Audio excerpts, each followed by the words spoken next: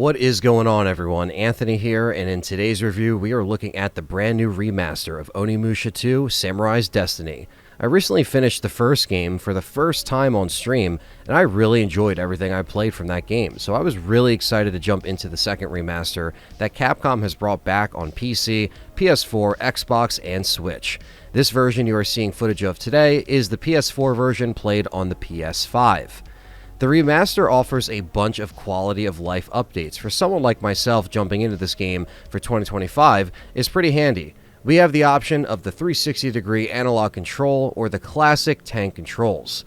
The game does run in 60 frames per second at high resolution with either widescreen or original 4:3 aspect ratio. All of the mini-games and bonus material are all here at the start of the game, where originally it would require the player to finish the game. If you pre-order the game, you also get a new costume as well. Some of the updated gameplay additions are greatly appreciated here, like the ability to switch your weapons in real time without having to always head into the pause menu to equip your weapon. The autosave feature is also a brand new addition to this remaster.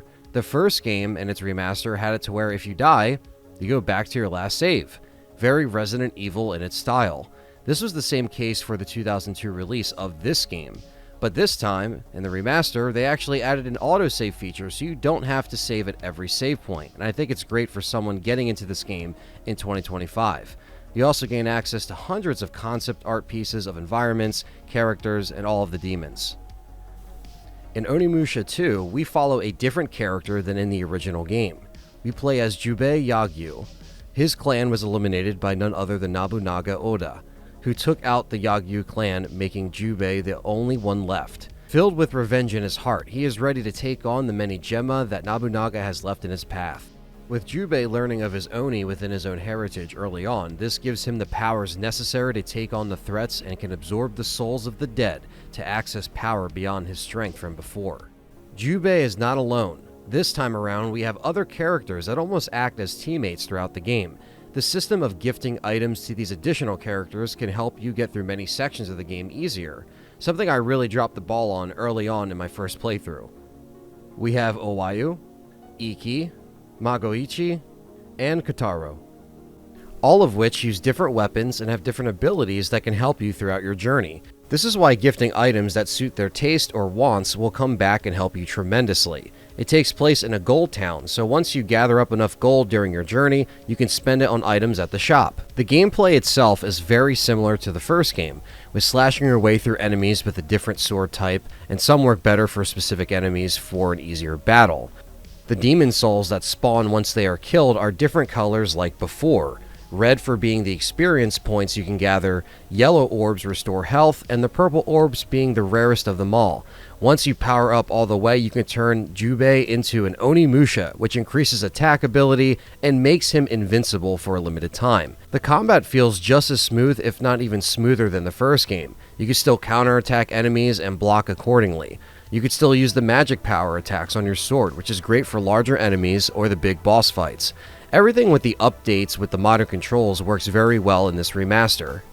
The graphics and art style are very well done here. Even for when this came out in 2002, it looked pretty damn good for the time, and the level of detail was pretty insane.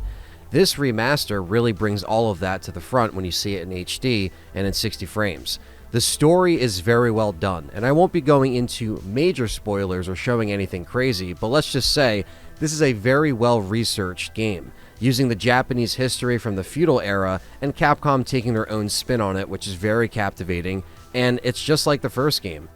It was really cool to see these characters triumph after a great loss to everything they once knew. I love the process of the level up, fighting through a series of enemies while building up your swords and your armor, as enemies and boss battles tend to get even harder as you go along through the game. The demons and boss designs are also very well done. There's a lot more variety compared to the original game. One thing I did notice was the difficulty. Even being on normal for my playthrough, it was in fact harder than I thought the first time around when I played it. Now, I have heard that there was a difficulty jump in this game, but let's just say it was never completely frustrating. There's also a few puzzle boxes that appear from time to time, and let's just say they're not too difficult in this game. Overall, I really enjoyed this game coming off of the first one. I think they added things in this sequel that switched it up enough that made it feel bigger in scale compared to the first one. various layers with having multiple characters in the mix and several interactions you won't get all in just one playthrough. I really was into the story and the characters for both Onimusha games I played so far.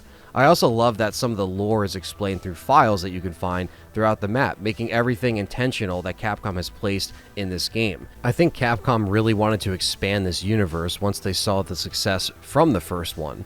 I think bringing back the third game in a remaster would be great for people like me who are now getting into this series for the first time, and I can't wait to see what the 2026 Onimusha has in store for us.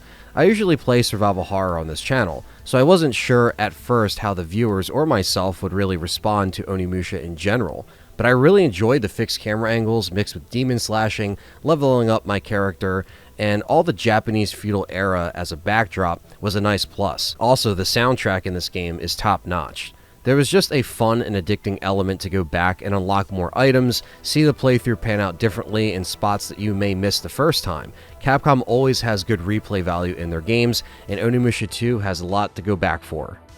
I definitely think fans of the series will love this remaster, and newcomers picking up both 1 and 2 as a remaster will really enjoy it in 2025. These kinds of remasters are easy for Capcom to put out and always bring these games to new audiences such as myself. Hopefully they tackle the third game next and continue bringing these classics back to life. Thank you Capcom for letting me review this game, and it is safe to say that after finishing the first two, I am now a fan of Onimusha.